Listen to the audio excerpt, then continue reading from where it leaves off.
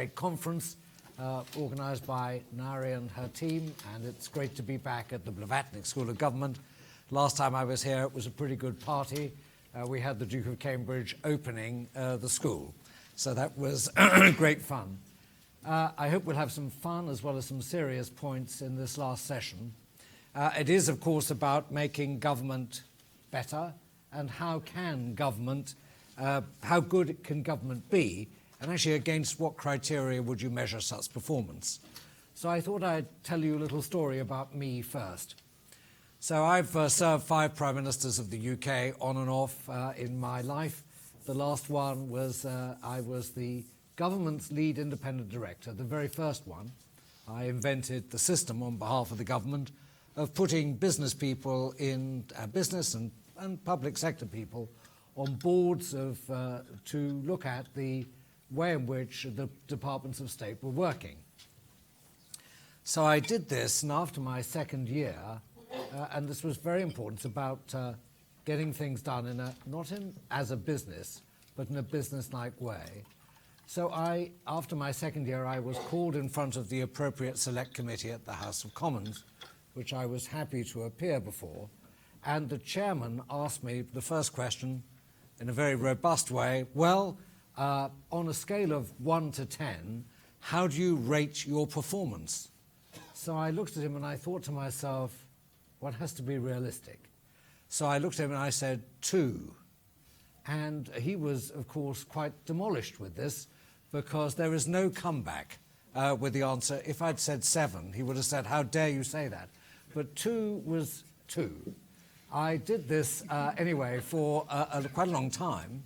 And in my final appearance before the committee, I was asked, how do I rate myself and the system I'd put in place? And I said 6. And I said, furthermore, that I thought 6 might actually be the maximum available score out of 10 because of the very nature of what it was we were trying to achieve, which is, very importantly, delivery of policy in a shifting context. I think if this were a corporation, I would say you can, in a much greater way, control your context, and therefore you should be able to get a higher score.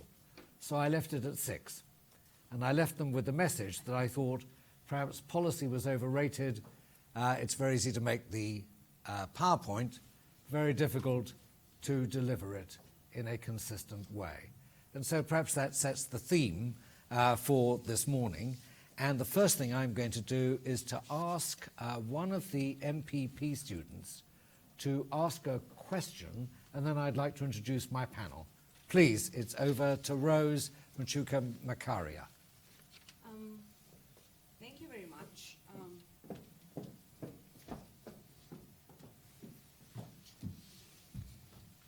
Thank you very much for giving us the opportunity.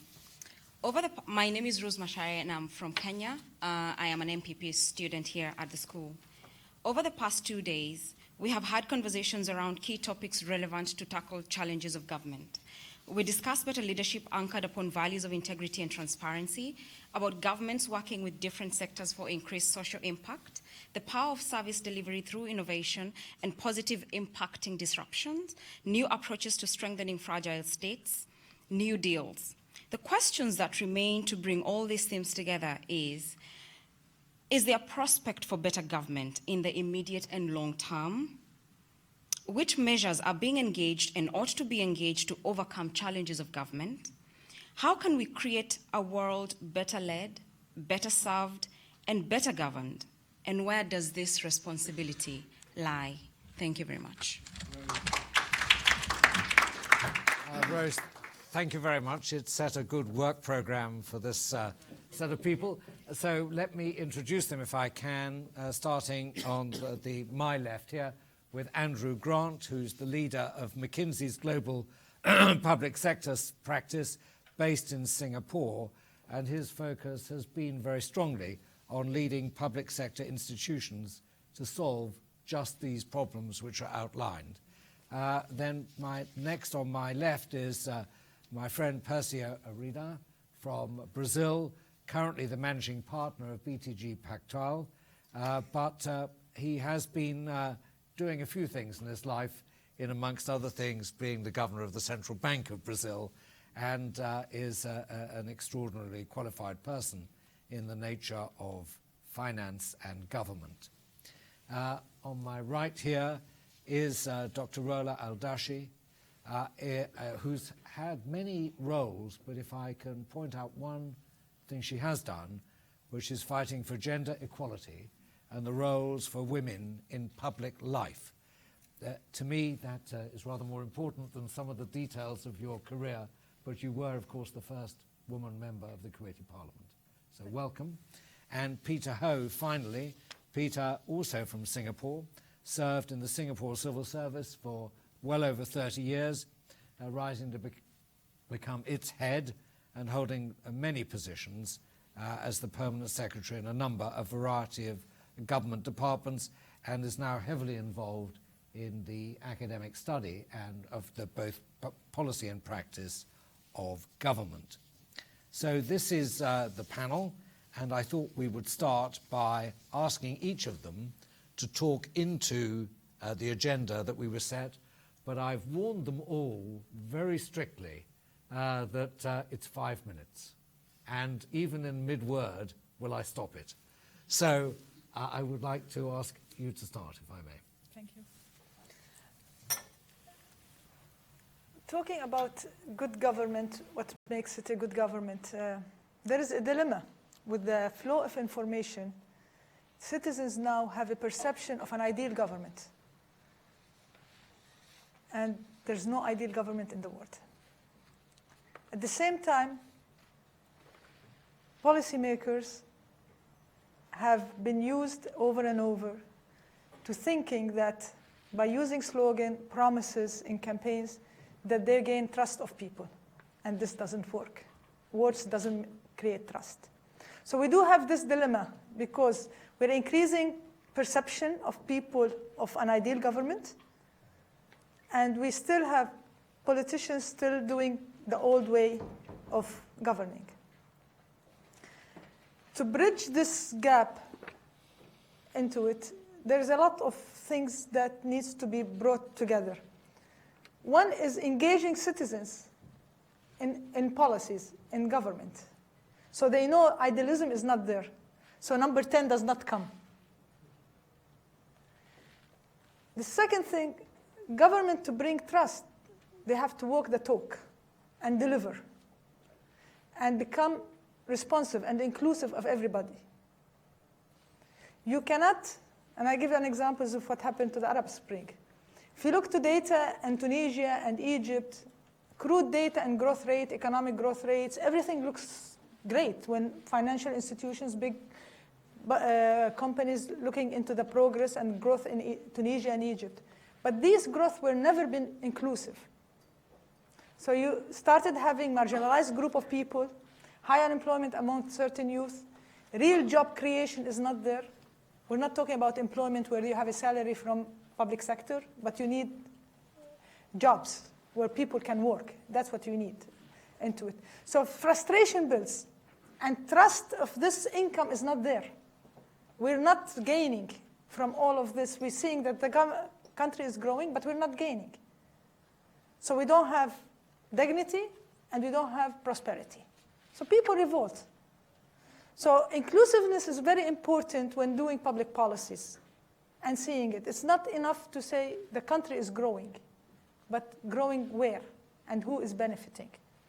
In Kuwait, talking about economic reforms, and one of the major important things when we were in cabinet, I was in cabinet, and other groups of members of parliament, we wanted to make sure that when we're talking about privatization and public-private partnerships, the beneficiary is ordinary citizen from this transformation. We don't want it to make sure to let the citizens feel that it's a transformation of wealth from the government to a group of rich people by having the accessibility to, for example, power generation or infrastructure work or all of this transformation and opportunities. So we passed a law with the parliament that any economic reform, a PPP project that will be out for tender, 50% of the ownership will go through public IPOs.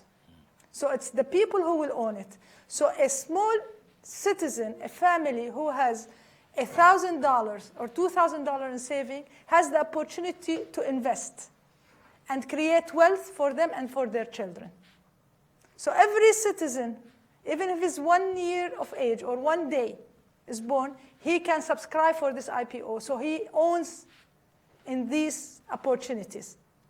And we keep 25% as strategic shareholders, who are the private sector, who will be managing these public-private opportunities into it. So we wanted to end up making sure that we can create inclusiveness as we go along and giving opportunities to people to feel they own the transformation. It's not a regular routine. It was helpful in Kuwait, as a country, because Kuwait's size is small. Kuwaiti population is 1.5 million. So you can create this, but you cannot do IPOs for a country which has 50 or 80 million. But you have to come up with some mechanism to make sure that they engage in the transformation of reforms. Because reforms takes time. People are impatient, especially in an era of information flow that makes us impatient. And we want everything nanoseconds. So our generation is felt in impatience. And anything you want to do in a process, it takes time. So you need to show, okay, be partner with me, so I gain patience for people. This is part of the thing. Responsiveness. Responsiveness of government needs to be responsive to people. And I tell you certain examples which technology and information flow forced governments to become responsive. We do housing projects for families that the government gives. So recently, as usual, this has been for the last 50 years. But with the information flow, the government have went and submitted, provided houses for families. Here is the families went to pick up their homes.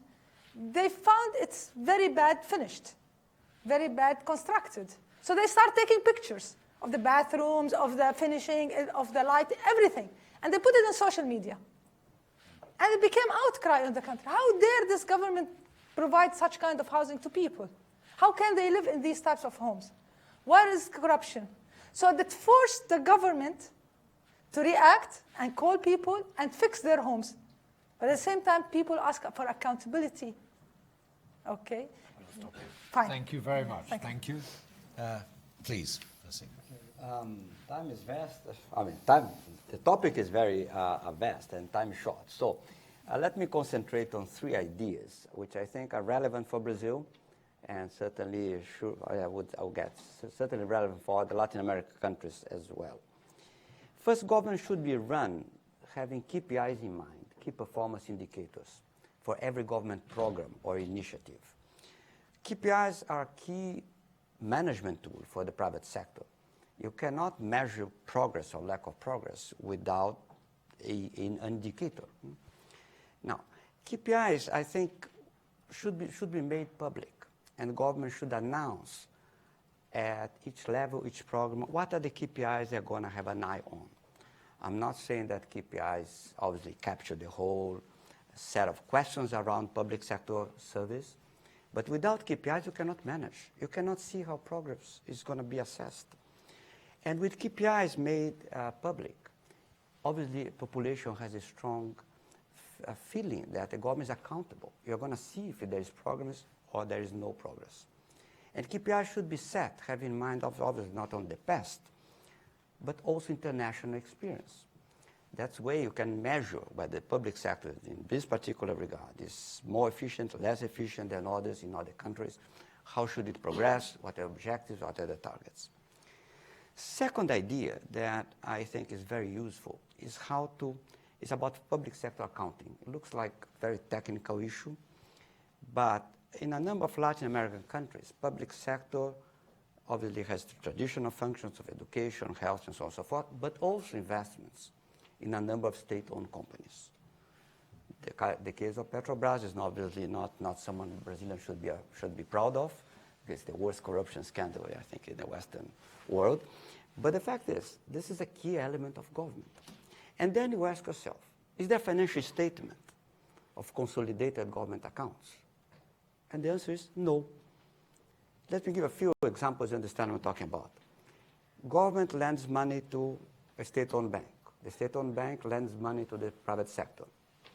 Now, in the private sector accounting, you would explode, so to say, the finance of the government, of the bank into the finance of the government and have a combined financial statement by which all liabilities of the bank are liabilities of the government, all credits of the bank are credits of the government against the private sector. If government has an investment in a state-owned company, you would assess this state-owned company by the equity pickup method and say either if it's a public company, let me look at stock value. If it's not, let me do a fair assessment of the value. If you have a consolidated public sector accounting, you know exactly where you're heading. Are you, as a government, going towards a better finance or not? This is not a traditional public sector deficit measures. It's a more encompassing one. But if you have states, municipalities, federal government, if you have stocks and not only flows to take into account, if you have banks, if you have investment in other sectors, the proper accountability, a proper accounting, better saying, of government is absolutely key to assess what you are doing. And this is lacking because usually countries in Latin America imported say, the measurement technology of IMF or so that was developed for countries without public sector investments in companies or banks. Right? So my first idea is key performance indicators. Second idea is about changing the way public accounting works. And the third idea is how to run a government. If you ask yourself, any new proposal of policy should be based on a paper, right? You would expect policy papers to be suggesting a policy papers to evaluate a policy. Now, if you ask yourself, look at the Brazilian, the official website government, and try to find a policy paper there. I challenge you. You will not find a policy paper. There's no policy paper describing the circumstance or the motivation, the rationale for new programs, no policy papers evaluating the outcome of the policies. You have, to maximum extent, some PowerPoint presentation, right? Which is not the same thing. Right?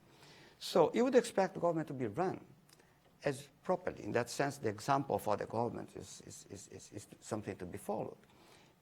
Government is not about an oral culture of government. It's about a written culture of government. You have to write and put clearly what's your objectives, what you want to do, what you not want to do.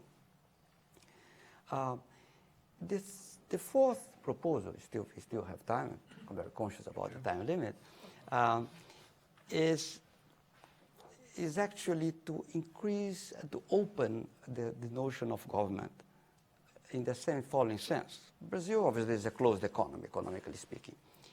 But it's a closed government as well, in the following sense. Look at the number of public sector employees that have been trained abroad or have experiences in other countries. The number is negligible. It's almost nothing. Right? Now, if you want to improve public sector service, you've got to see how you've got to come to schools of government, you've got to see how other countries work. You've got to learn from other examples as against inventing the wheel, so to say. Right? So making the government more open in that regard of understanding how public sector issues are relevant for other countries, how they are dealt with. If you ask me, is there a policy journal devoted to the public sector issues in Brazil? I say, there's no journal, there's no specialized publication on public sector issues. So I'm talking here about a number of initiatives which I think will certainly increase the effectiveness and accountability of the public sector. Thank you. So the midpoint summary, I think, is four things, very important ones. One is about the inclusiveness of government and therefore the effectiveness of the delivery of what is wanted. The second is transparency in all its different forms, all characterized at the moment as positive. There may be some negatives to that as well. Thirdly, I think the whole question of rigor in execution and management, so many things to be brought in from different sectors of society, KPIs, rigor in accounting and so forth. I think the fourth then is an interesting point about opening up government so that it doesn't exist in a bubble. Bubbles are one of the most dangerous things in business, and I expect they're the most dangerous things in government too. So Peter, it's over to you now. Well, this is really a vast topic, so I'll zoom in on three things. I'd first like to talk a bit about culture in government, because the culture of government determines how well it performs, how well it is able to deliver. And if you think about the value system of a government, in Singapore's case, a government, 120,000 civil servants, how do you make sure that they have a common set of values which allows you to implement, first develop policies and get those policies implemented properly without micromanaging everything down to the last or to the nth degree. And I think this is first determined by how you select your people. You do select people because they are motivated, because they feel that public service is important. You do select people because they are committed to certain basic values of integrity, of excellence. And you do select people because they not just want a good job, and there's nothing against getting a good job in government, but because they want to do good for the country. So that's your raw material. But then you have to, after that, pay a lot of attention to how you train your people. And you do training both on the job and in the classroom. We have a civil service college in Singapore, and one of its roles is really to impart some of these values and emphasize the values that we consider to be very critical. And as I mentioned, integrity, service, excellence, these are all very critical values. So I think many people forget that in setting up a good government, you must emphasize the culture, you must emphasize the values, and that means a lot of attention to the training, to the development. The second part which I would emphasize is the leadership. You know, you can't have a good government without good leadership. So again, the process of selecting leaders is, I think, a very critical process. And you know, it's not a system that is necessarily a system that is kind to everybody. Only the best must be able to get through such a system. It's a very Darwinian process. So you make sure that you start off, everybody's got an equal opportunity, but then you start to look for people who show promise. And promise is not just in terms of their intellectual or academic achievements. It is whether they can run an organization, whether they can lead people, whether they're prepared to make tough and unpopular decisions. At least in the Singapore's case, you have to be prepared to make tough and unpopular decisions. So emphasizing leadership is very critical, which relates to my third point. If you think about governments today, they are confronted with huge challenges of very rapid change, almost unprecedented in scale, changes in technology, changes in society. And that requires a certain ability to deal with change and to implement policies that are, if not ahead of the curve, at least not too far behind the change. And that requires a certain new type of mindset, which I think governments didn't have to worry about in years gone by. Today it's very critical.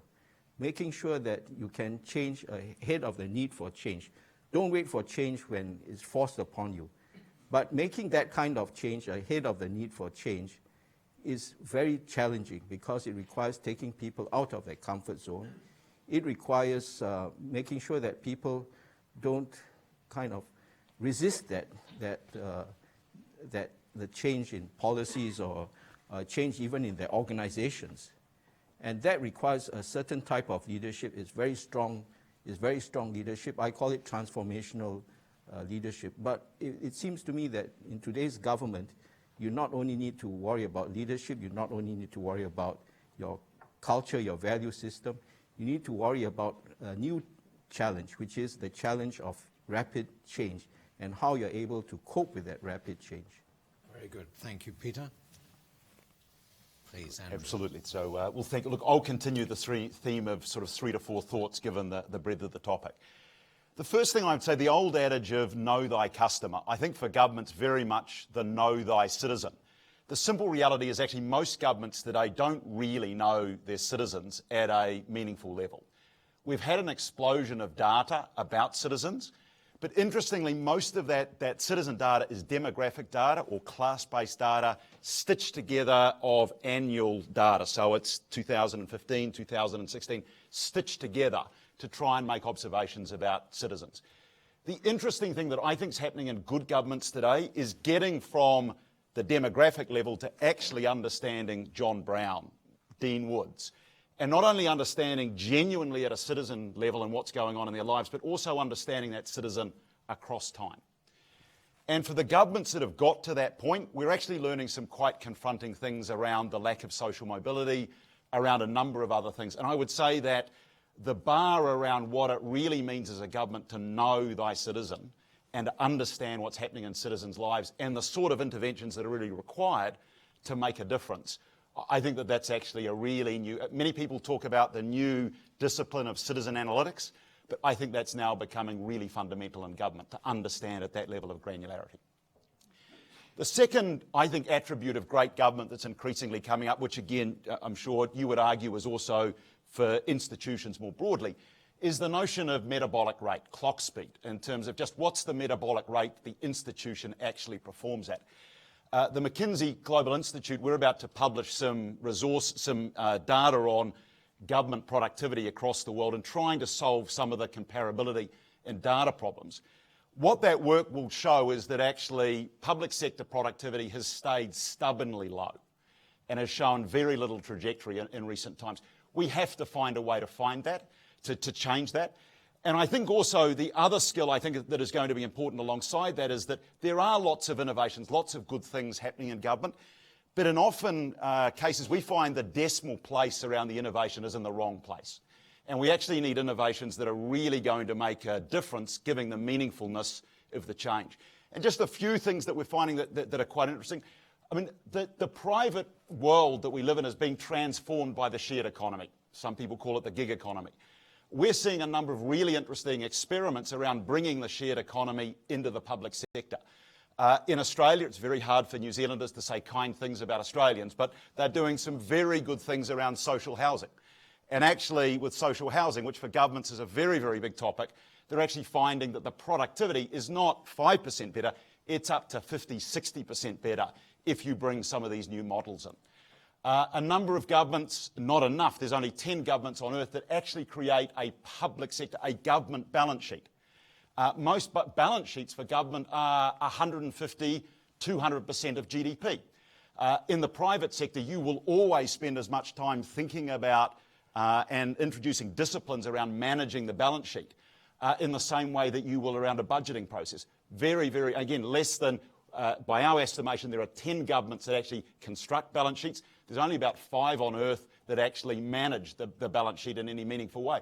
Again, these are things that give us not just little productivity improvements, these are very, very substantial. They will help us get to meaningful change. The third area that I think is interesting, and it may link to some things that Professor Collier talked about in the opening session yesterday. In some of the analysis we've done around what's really working in governments, what are the governments that are proving to be the most dynamic, we've found this rule of thumb around citizen conurbations of 3 to 8 million. Cities, states, small dynamic economies. Now, maybe it is to do with the power identity structures being in sync. Professor Woods challenged me when we talked about this previously. I said, well, that might be correlation, but what about causality? And as we still don't have, our answer is still a little bit clumsy, but one of the things we're starting to find is that these 3 to 8 million seem to be much better at creating institutions that have some tenure, have some longer term perspectives that are really dedicated around solving citizen problems. Peter, I would argue that Singapore has done that very well with things like the EDB. Institutions, I also think, like SDB. In New Zealand, we have an institution called the Social Innovation Unit, which is starting to provide some more of this longer-term perspective and a longer-term runway that gets you a little bit out of the short-termism that we often see in many political contexts around the world. And then the final observation, just to again agree very much with the point for many leaders, I think the longer you are a leader, the more you focus on the who rather than the what. Getting the right people, pointing them in the right direction. And I have the privilege of convening a number of the world's leading chief civil servants every year. And I'm just struck that every year the concern around the talent challenge in the public sector is getting more and more concerning. And I think we have to rethink about, I mean, Singapore has done it brilliantly, but it's a unique context. I think we have to rethink about how we get great talent.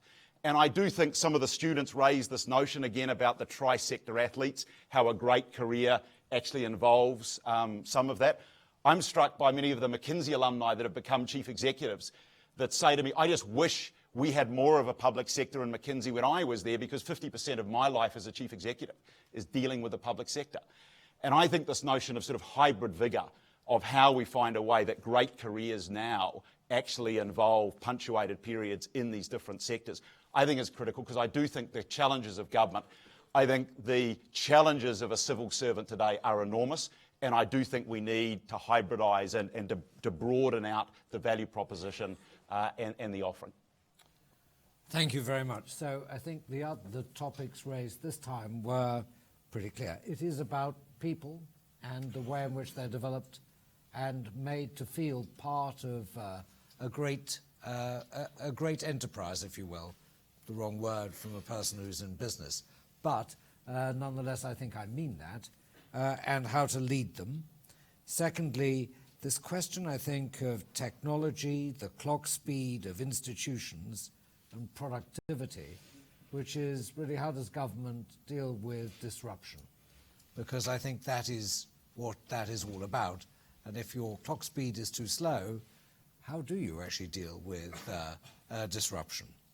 And the third is individualization of the approach to the citizen and the interesting observation about the optimal scale of the conurbation that might work well. The only problem is there'll be an awful lot of places much bigger than that as we go forward. I know they can be split up, but so I leave that as a summary of what the panel said. Rather than the panel talking to itself for the moment, what I'd like to do is to say, really, we're here to involve you as well. And I think we should start by taking some questions from the audience, and then we'll figure out how we can talk to ourselves as well as the audience at the same time. So, ladies and gentlemen, it's over to you. Just tell us what's on your mind, which one of these things you'd like to pick. Otherwise, we'll talk to ourselves. Yes, ma'am. Thank you. You were talking about innovating in the public sphere, and I wonder what you think about the fact that usually in innovation, we all know the rate of success is very low, and failure is a common thing. But the price for failure in the public sector is enormous. I mean, if you think about the Bill Gates experiment with small schools, that actually has been a failure. If it would have happened to a government, this government is gone. So how do you restructure the situation that governments can really experiment, given the fact that that's going to be a feature of their daily life? So it's experimentation with massive transparency. Andrew, you want to start, and then I'll get a Peter. Absolutely. And look, I do think you've hit right on the nub, but there's lots of ways to encourage innovation that are well known. I think in the civil service, the risk aversion, the asymmetry of, I think, is the big challenge. A couple of interesting ideas. I don't know if Idris is still in the audience, but Idris did something that I thought was very clever. Every Friday afternoon, he used to have this notion of a problem-solving session. The slight nuance was you had to bring a problem. And if you didn't actually declare sort of failure or a problem, then you got dismissed quite quickly. So he absolutely legitimised this notion that if you're not failing, you're not running fast enough, you're not trying enough. So I think there are some interesting methodologies of how you legitimise. I do think there is some merit in some form of central capacity around innovation. Now, that's not mean that all innovation is done centrally, but that you're able to seed innovations, you're able to nurture a community that actually civil servants they don't feel isolated, that they're on their own. There is this community, there is this learning, there is this legitimising that exists. And again, I think a number of governments are actually starting to do that quite well.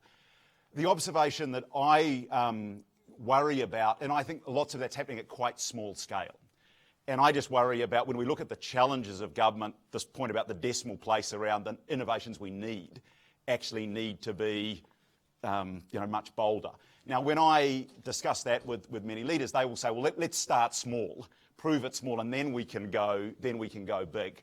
And look, there's merit to that view, but I think we might not have enough time, and finding a way that we can actually have more transformation and innovation, I think is going to be sort of critically important. Have you seen people set expectations correctly so that failure can be admitted and learned from? Yeah, in fact, I've actually seen in a number of contexts where actually failure is incented. In the sense, now you often don't do that in the private sector as much, but actually a feeling that it's such that you're actually up against such a culture that unless you really go at it. I actually think there's a big divide. I do think an investor coming across someone who says, I never make a mistake, will never invest with that person because it's unreal, unnatural, and impossible. So I think you have to admit mistakes to learn. Yeah. Oh, no, absolutely. Peter, do you have a comment on this? Well, I think this also relates to the earlier point I made about the pace of change, because if the environment is such that you are having a lot of disruptions caused by either social change or because of technology, then there's no way the government can implement change fast enough. And that means the government is often compelled to try things out without having any certainty of success.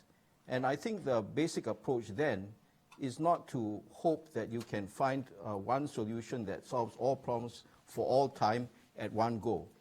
Instead, you must be prepared to invest in pilots. And I just give you one practical example which kind of addresses some of these issues.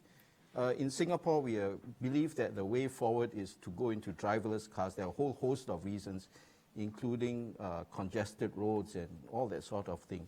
But driverless cars is a challenge both in terms of the technology, in terms of issues relating to safety, in terms of issues relating to public acceptability. But if you got to bite the bullet if you are serious about it. So there's a pilot program in which a precinct, quite a large precinct, north of the university is being set aside for trying out these driverless cars. That means you're setting up the road furniture, the driverless cars, the regulations, including the insurance systems which you need to put in place. And nobody knows what the outcome is going to be. There's going to be probably some successes, some failures. But if you don't try, you'll never know. And if obviously it succeeds, then you've got a chance to expand the envelope to much larger areas. So I think that is going to be a pattern that is going to define government in an era of rapid and accelerating change. And you've got to look for these kind of pilots, these kind of experiments, and the government has to be willing to, in a sense, stick its neck out and tell the people, look, we've got to try this out. That means a certain conversation also needs to take place between the government and the people who are going to be affected by this. And if you start that conversation early enough, I think an intelligent population is willing to accept the risks and the possibilities of failure that go with it. Very good. I just have a phrase. In our culture, we do have a phrase which says, if you don't work, you don't make mistakes. So it encourages you need to work, so there is a mistake. So anything you do with innovations, changes, there is a resistance, but at the end of the day, there is a cushion for failure and acceptance of failure. I think testing new ideas with small projects or pilot projects is absolutely key. If I look at the case in Brazil, big social program that started massively without a prior experiment, then prove to have big problems, you cannot correct them. Because once you launch the program in big scale, correction becomes very hard, even politically difficult to implement, and hard to operate in practice. So starting small, I think, is absolutely key for all innovation.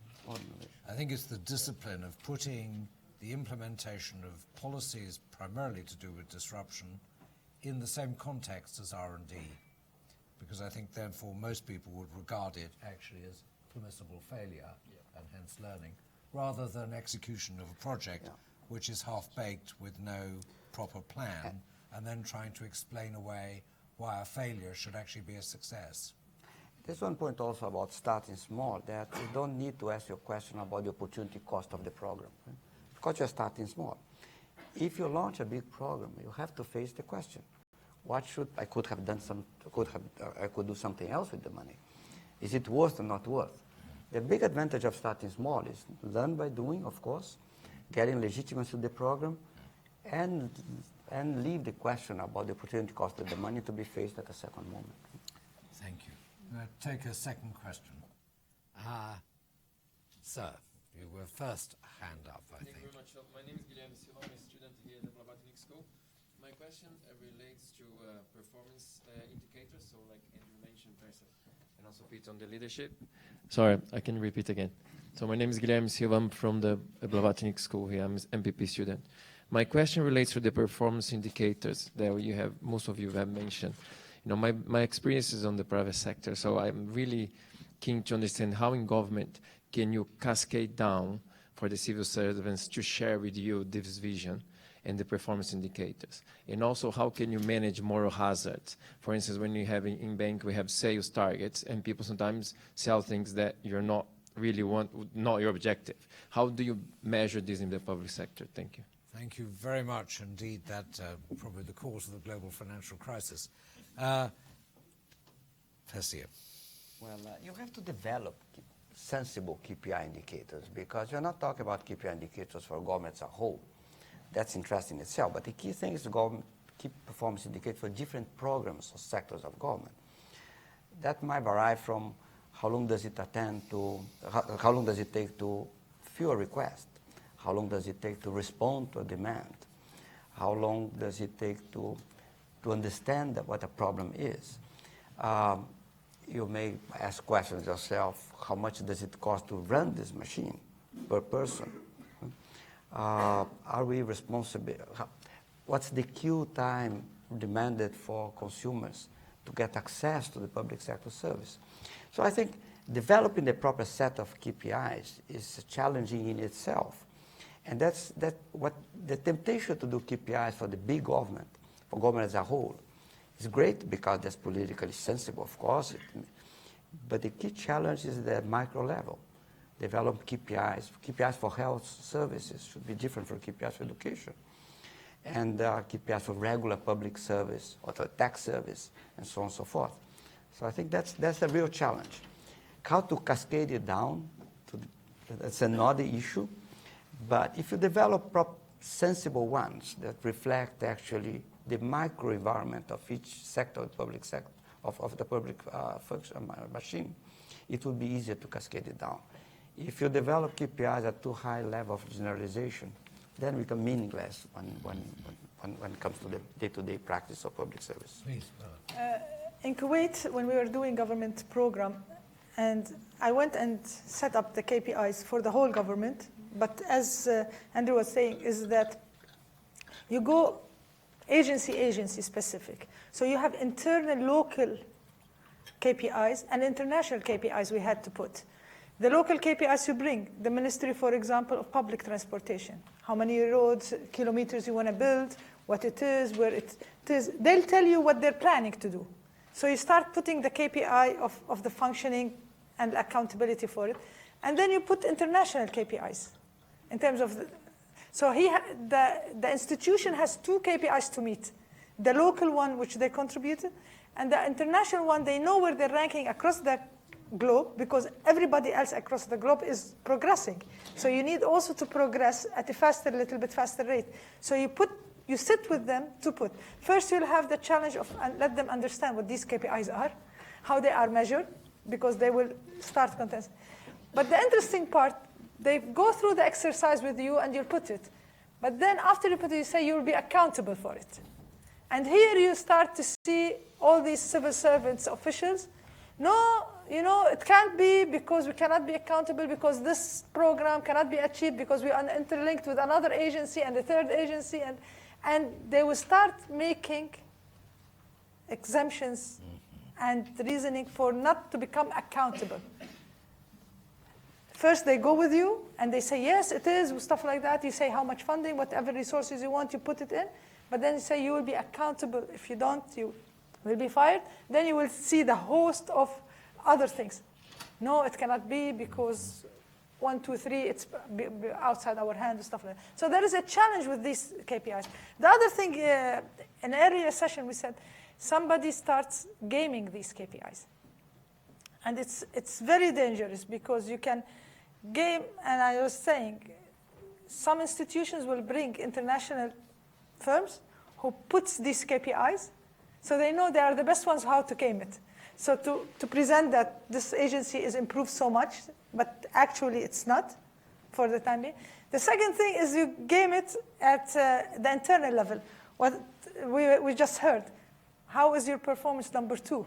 Because it's very low. So whatever you do, after a year or 2 years, you're progressing. Okay? So there is this type of thing. So there has to be, you can't keep KPIs left to the institution itself to do it, but you have to have an independent government institutions to work with the local ones to put the numbers in a fair, transparent manner. I think global benchmarking is the key to breaking through some of this. Moral hazard, I think, always applies to all performance indicators in the hands of very smart people, unfortunately. Very tough to required leadership to police. Can I take another question? Because we're now in, I'm permitted to go overtime to spend an hour? 3.5 minutes, I think. No. This match is not over, Nari. So can we do, we started 15 minutes late, finished 15 minutes late? Okay, very good. Sir. Stephen Peel. We've heard a lot over the last couple of days the challenges of government, and that's clearly the title of the conference, but the UK session left me feeling sort of depressed about actually the ability to ever effectively significantly transform government. Maybe the panel could give us 1 or 2 real success cases that they have seen and touch on why that worked.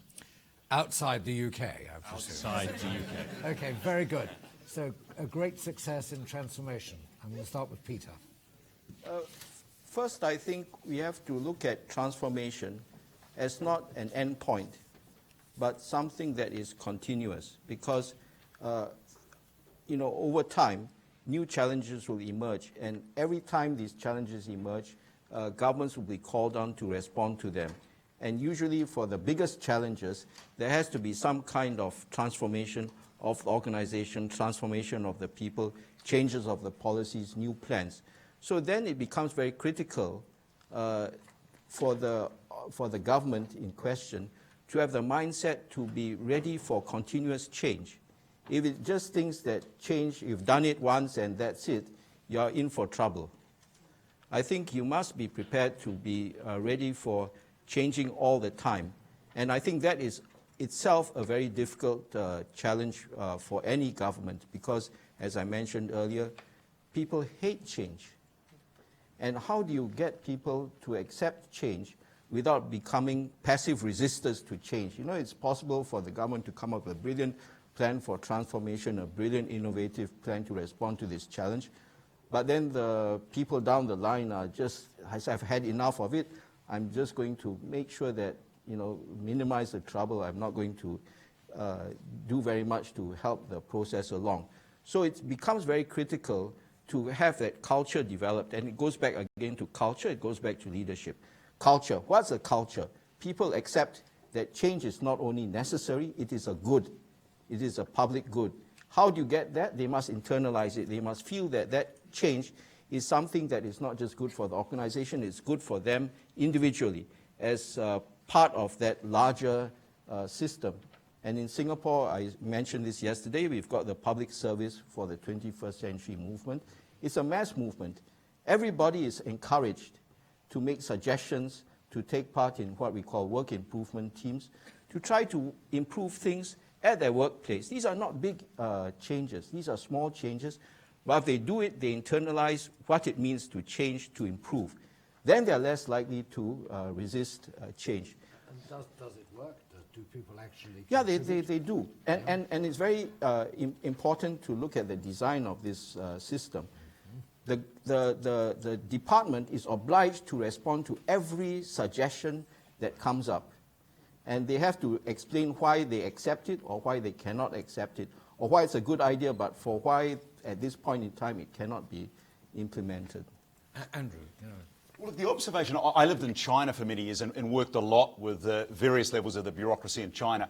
And I'd have to say, I mean, I know you have some familiarity with that part of the world, but there is an energy and an aspiration, and there's a competition.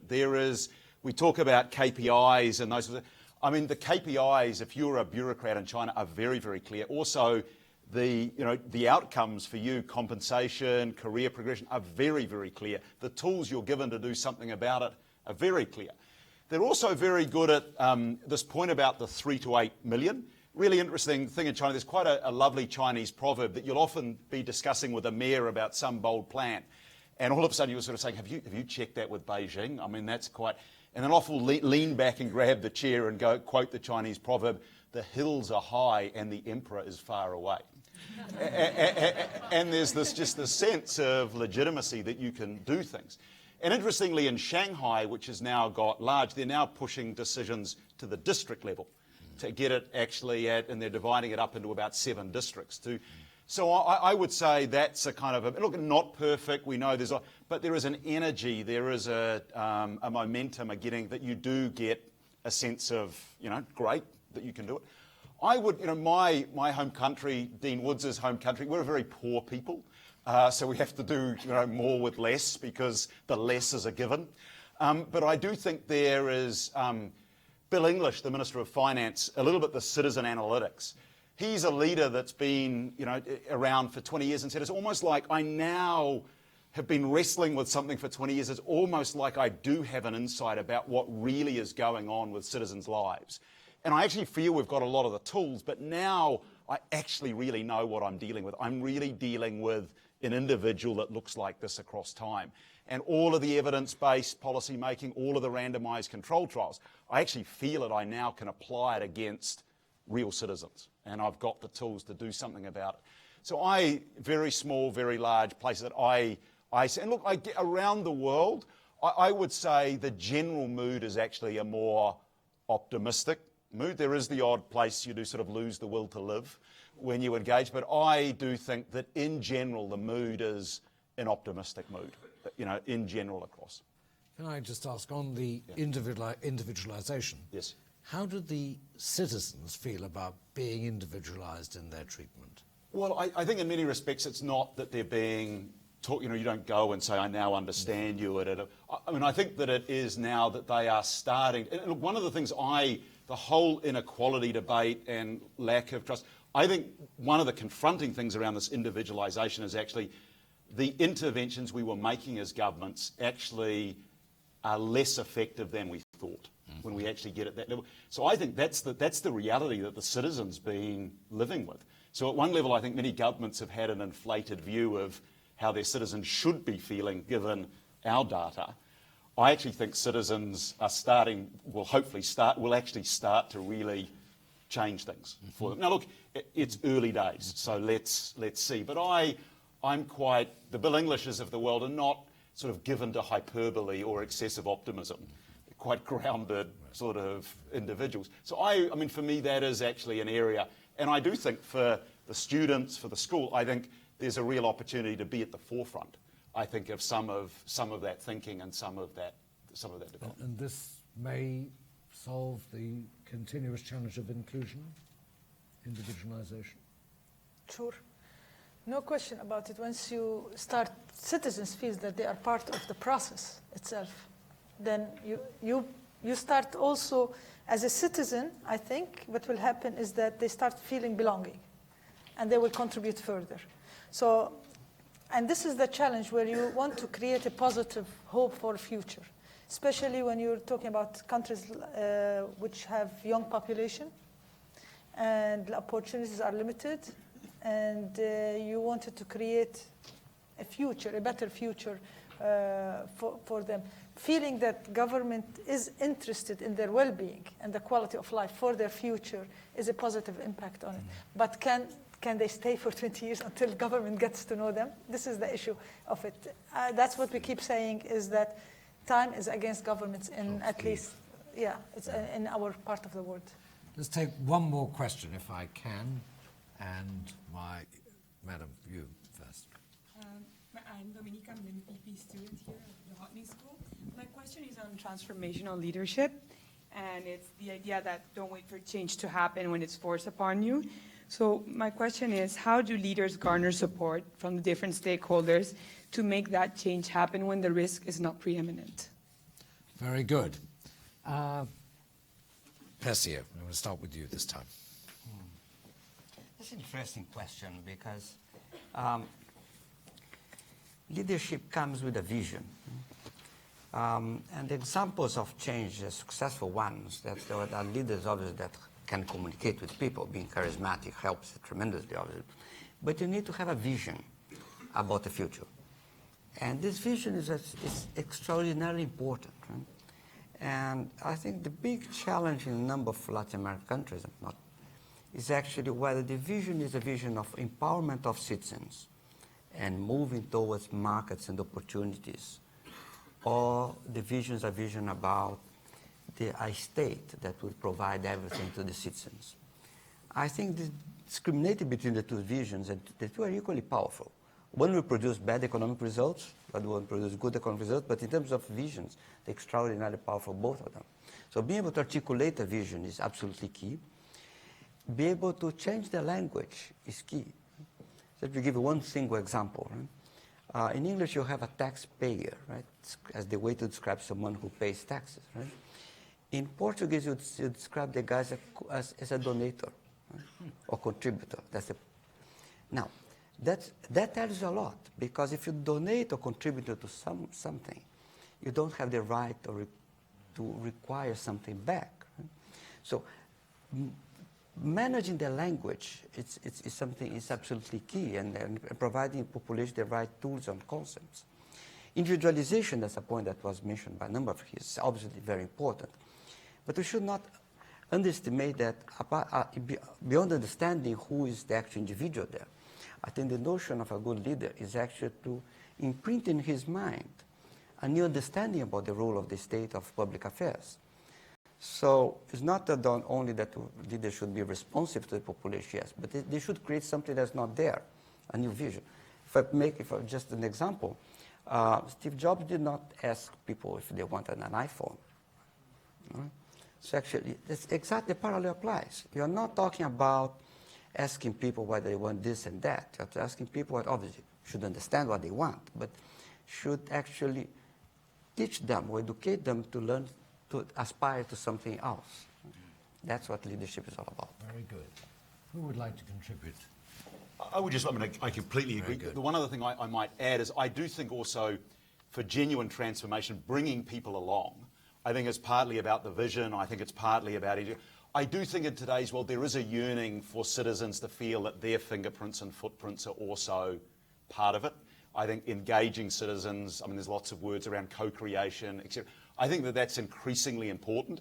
And if you don't do that, I think there's a risk, because of that unscratched itch with citizens, that you end up with sort of reality TV solutions, which we're actually seeing in some parts of the world at the moment. So I do think this, how do you really bring people along and involve them and have them really feel an ownership for where you're taking them, I think is increasingly an important consideration. Peter. Yeah, I just want to build on this point about transformation. Increasingly, I see the members of the public, the citizenry, feeling very empowered because, first, they're better educated, but mostly because there's the social media. And they find that they now have a voice, and they want to influence government, and they want to influence government policy. And in this kind of environment, I think it becomes a very critical political skill to know how to engage the population ahead of the need for them saying, do it this way. Good. Once they say do it this way, you have lost the plot, you have no longer in control. Now, where is Zara Latif? Where are you? Great. So I want to ask you one question, which is, if there were one thing you took away from today, what would it be? Okay, I'll take to the podium. I'm not All being right. presumptuous, it's just so you can all hear me. Firstly, I want to say thank you. I think it's easy to start to take for granted in spaces like this, just the wealth of experience, not only amongst our panelists, but also in the room. But thank you to our panelists for a very insightful discussion. I think the one thing I would take away is that all these big macro reforms that we're talking about, transparency, cross-sector collaboration, knowing your citizenry, really take shape and meaning on the micro level. And that it is up to us as individuals in whatever roles that we hold to have those personal characteristics really embedded within ourselves. So to be focused on delivery, and that also includes developing ourselves through training where required, but being focused on outcome. To have the courage to innovate, to admit mistakes, and to push through reforms which might be unpopular, and to have clear values. So that at the end of the day, it is about service and governance and leadership. Thank you very much. Now, I think if I can just sweep through this enormous array of things that people have talked about and pick a couple of things from my own point of view and own experience, it's this. I think we have really talked a tremendous amount about a nested set of topics called individualization, inclusion, empowerment, all these sorts of words which to me sound awfully familiar in many different institutional contexts. But they really are very important and they need to be given meaning. I think that's really be given meaning, and I think you're absolutely right, they can only be given meaning as you go down and down and down to get the right granularity. The key, though, is of course the second point we've arrived to today, which is nothing can be done without a very big picture, a real meaning of the picture, and almost a plan, but a plan of dynamic capability. And I think we've talked a lot about that. And the reason for that is that, of course, it's all about disruption. And today, where the clock speeds have gone up around the world, we should expect disruptions to come faster, deeper, and bigger. And we need people, therefore, to be educated and developed to respond in advance of the disruptions occurring. And of course, that is the point of the Blavatnik School, to provide people with just those skills. I think I'd like to thank the panelists very much, because we have actually talked not about what we can see in a rearview mirror, but we've actually talked about the future here, the big trends of the future. We haven't had a lot of time to talk about them, but I think we've covered a very interesting waterfront. So on behalf of the panel and myself, thank you for listening. I hope you found it useful, a useful use of time. Thank you very much.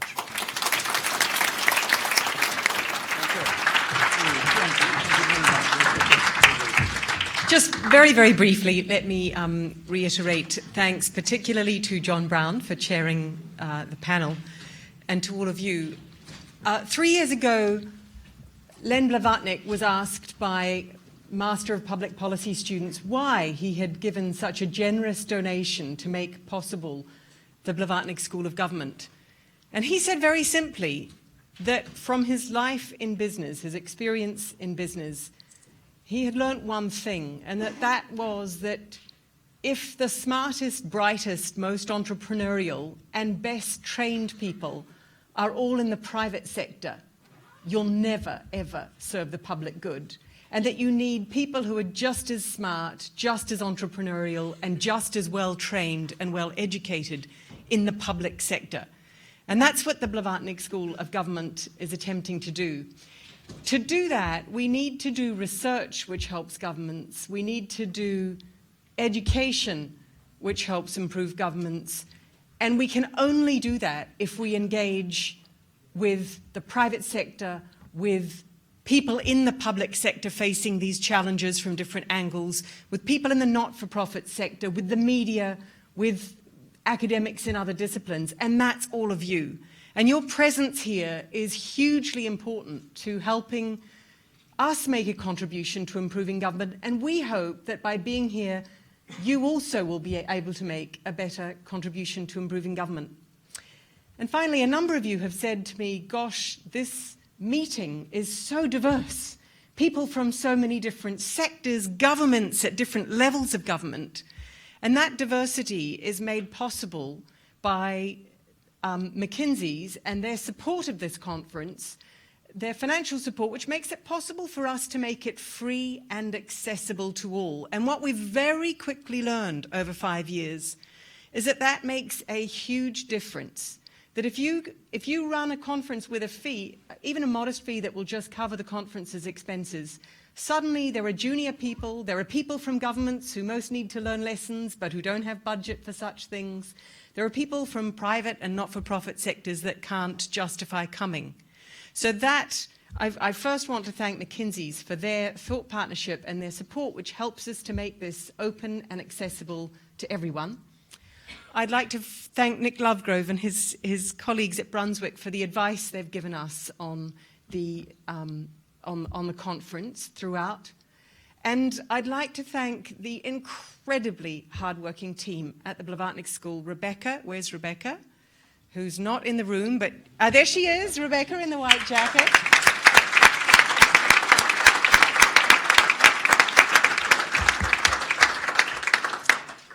Callum Miller, the Chief Operating Officer of the school. Chris Deeren, who's been doing a wonderful job of linking us to the media around the place. The MPP students who have done such a terrific job throughout the conference, bringing perspectives to the table, and to my fellow faculty in the school. And obviously to every one of you who have taken these 2 days out of your lives to come and help engage on these issues and problems and help give direction to them. So a huge thank you. I hope you'll keep engaging with us, and I hope that we'll all improve government. Thank you.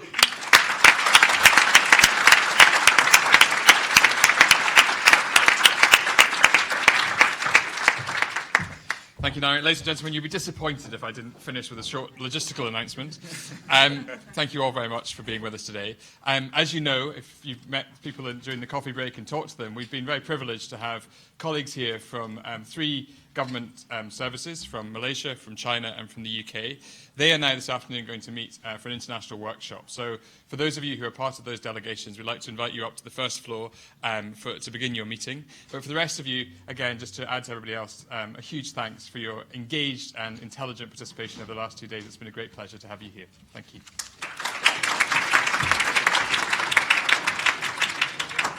Thank you very much.